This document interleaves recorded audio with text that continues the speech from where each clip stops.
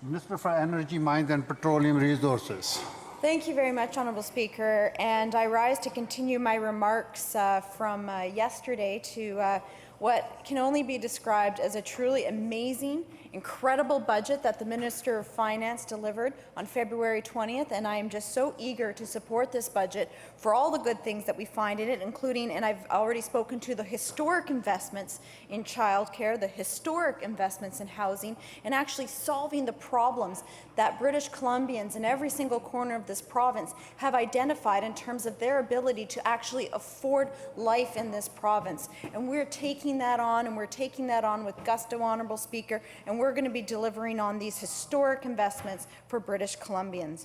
I also do want to talk to some of the budget items that are going to be impacting some of the businesses and some of the programs that are associated with my ministry. Now, you'll recall that in the budget update in September that we lowered the small business tax to the tax rate to 2%. And I just want to acknowledge that that savings that small businesses are going to experience impacts a lot of the small businesses that are in the mining sector. There's small businesses that are associated with the oil and gas sector, Honourable Speaker, as well as the energy sector. And so that savings allows them to put those dollars, reinvest it back into their businesses, and to continue to thrive. We also see in this budget that we have a $4 million lift to our energy side of the ministry, and that's for the energy roadmap. We have committed as part of this government to look into the future and make sure that we're able to meet our future's energy needs, and how we're going to be able to do that in terms of greening our economy even further, making sure that we're reducing our impact on climate change and reducing our carbon emissions.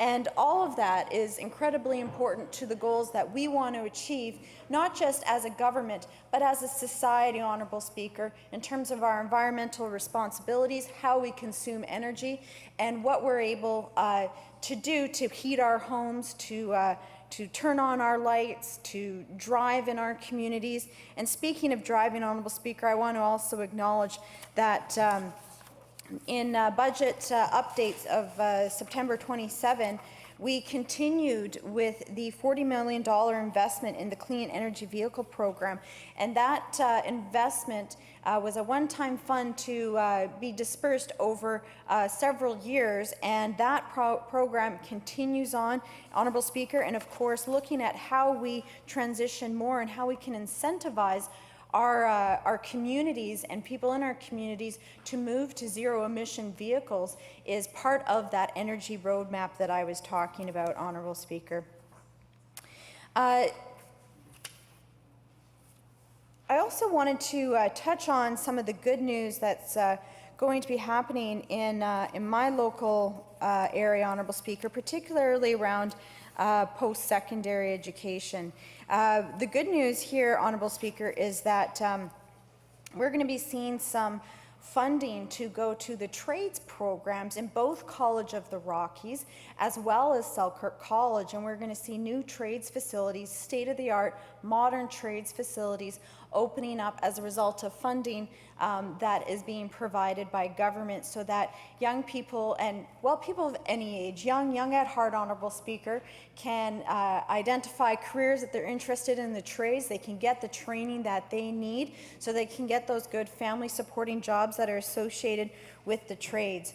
I'm also very proud that we're continuing on with the free tuition for adult basic education and English language learning. Honourable Speaker, I know I've heard from so many people when we first announced that we were taking tuition off of these programs back in September in 2017. I've heard from so many people since then how this has made such a difference in their lives, and that we are continuing that on, I think, is really important. And I think that it is part of our broader view of making sure that people have the opportunity, the education, so they can access the opportunities, not just for today, but well into the future, so that they can enjoy good wages, they can have good jobs, and they can be able to provide for their families. I have already mentioned, and I've talked extensively about the student housing that's going to be very important for both post-secondary institutions in the Kootenays. And I'm very pleased to see that our housing program includes funding for student housing, and that'll include, of course, both Selkirk College and College of the Rockies. Another point around housing that I didn't get to yesterday, and I really want to highlight, especially for those who are in rural areas, is this government's plan for a housing hub. We want to see our partners in the nonprofit and faith-based and local governments succeed in their plans for affordable housing, and we need to be working together to make sure that success is realized, and that's exactly why we've instituted a housing hub. And I know that in conversations already with the nonprofits in my area, they are looking forward to this housing hub so that they can be working directly with government to make sure that we have the affordable housing units that we so desperately need in our communities. And some people might be surprised to hear that in a community as small as Caslow that affordable housing is an issue, but it absolutely is. And as I mentioned yesterday, Honourable Speaker, that affordability crisis that has been the epicenter in the Lower Mainland ripples out all throughout the province and has impacted my riding most certainly. Another point I want to make for the viewers back in the Kootenays who are watching is the Kootenay Lake Ferry. This is how many people are able to connect with one another across Kootenay Lake. We like to boast that it's the longest free ferry ride in the world, and it's one of the most beautiful ferry rides, if you ask me, Honourable Speaker. There's just nothing better than on a summer day going across Kootenay Lake on the ferry and looking up at that beautiful blue clear sky and all the Kootenay mountains backdropping that sky. It truly is amazing. But one of the things that is a legacy of the BC Liberals was reduced hours and reduced service on Kootenay Lake, as well as an older vessel with the MV Balfour. Honourable Speaker, this government is going to be supporting a new vessel on Kootenay Lake. We're going to be seeing a new ferry, and we've already started consultations, and we're very happy to be actually consulting with the people who are going to be most impacted by this ferry use in terms of what kind of service and what kind of vessel they want to see on their lake. And so for those watching at home, for all the details on the consultation process, please contact my office, and we'd be happy to make sure that you're connected with that process so that you can have your voice heard. Honourable Speaker, I want to touch on one final item before I know my time is going to come to a close. And that is something I'm very proud of in this budget, and there's so much. It's a long list, so I've shortened it as best as I possibly can. But it's the $50 million that we're going to be investing in the revitalization of Indigenous languages. Somebody I truly respect and admire, Elder Chris Luke, who's a former chief of Yakanookie, and he's the holder of Grizzly Bear Spirit for the Ktunaxa Nation. He is one of 22 fluent speakers in the Ktunaxa language, one of 22. Honourable Speaker, like so many other Indigenous languages, their ability to ensure that their language is passed on well into the future is very challenged, Honourable Speaker.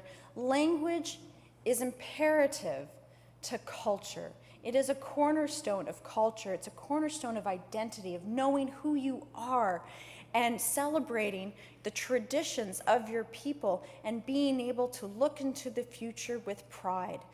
Honourable Speaker, the residential school system left a terrible, horrific legacy in so many ways. And stripping language and culture from children was absolutely deplorable. In an era of reconciliation, a government has the responsibility to work with First Nations in terms of what they need to rebuild their languages, to rebuild their cultures, to rebuild their sense of identity, so that they are rooted in pride, so that they're able to heal their communities and move forward in a way to enjoy prosperity and address the poverty that exists in their communities. I've heard comments in this House that saw that this $50 million was not a good expenditure. I completely disagree, Honourable Speaker. I also found those comments very disheartening, that in this day and age, in this era of reconciliation, somebody in this House would not understand the value of investing in Indigenous languages and revitalizing those languages and working with First Nations to revitalize their culture and their sense of identity. And I see that woke up another member from the opposition. I'm not going to pay attention to his heckles, Honourable Speaker, because I think this issue deserves a bit more respect than that. And Honourable Speaker, let me say that I know that the school, the Yakinuki School, and the schools and the culture and language programs throughout School District Number 8 are going to be very thrilled to be able to access increased support for their language programs so that First Nations children and Aboriginal children are able to learn, understand, and speak their traditional languages. Honourable Speaker, I am so immensely proud of this budget. And I am so immensely proud of the work that the Minister of Finance has done and that the Premier has done and that all of members of the Government Caucus have done to bring this budget together. We are making a true difference in the lives of British Columbians. We are making sure lives are affordable. We are building a better BC. Honourable Speaker, I look forward to being able to stand and rise in support of this budget and make sure that my constituents' dreams, voices, and desires and needs in this province are met.